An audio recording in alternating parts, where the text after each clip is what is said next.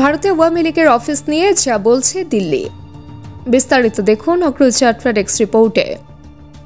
কার্যক্রম নিষিদ্ধ হওয়ার রাজনৈতিক দল বাংলাদেশ আওয়ামী লীগের ভারতে দলীয় কার্যালয় খোলার বিষয়ে ঢাকার উদ্বেগের পর প্রতিক্রিয়া জানিয়েছে নয়াদিল্লি।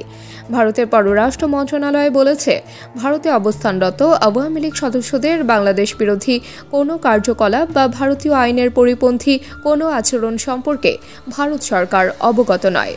হিন্দুস্তান টাইমস। গত বুধবার ভারতের নয়াদিল্লি ও কলকাতায় আওয়ামী লীগের দলীয় কার্যালয় খোলার বিষয়ে উদ্বেগ জানায় ঢাকা।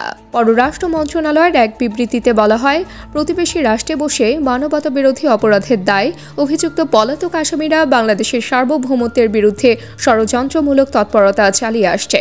এতে দুই দেশের বন্ধুত্বপূর্ণ সম্পর্ক ক্ষতিগ্রস্ত হওয়ার আশঙ্কা রয়েছে। বিবৃতিতে অবিলম্বে আওয়ামী লীগের অফিসগুলো বন্ধ করতে ভারত সরকারকে অনুরোধ জানানো হয়।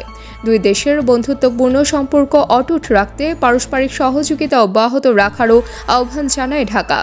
ঢাকার বিবৃতির পরই এর প্রতিক্রিয়া জানায় নয়াদিল্লি। বুধবার নিয়মিত প্রেস ব্রিফিংয়ে ভারতের পররাষ্ট্র মন্ত্রণালয়ের মুখপাত্র রণধীর জয়সওয়াল বলেন, সরকার ভারতের মাটিতে থেকে অন্য কোনো দেশের স্বার্থবিরোধী রাজনৈতিক কার্যকলাপ পরিচালনার অনুমতি দেয় না।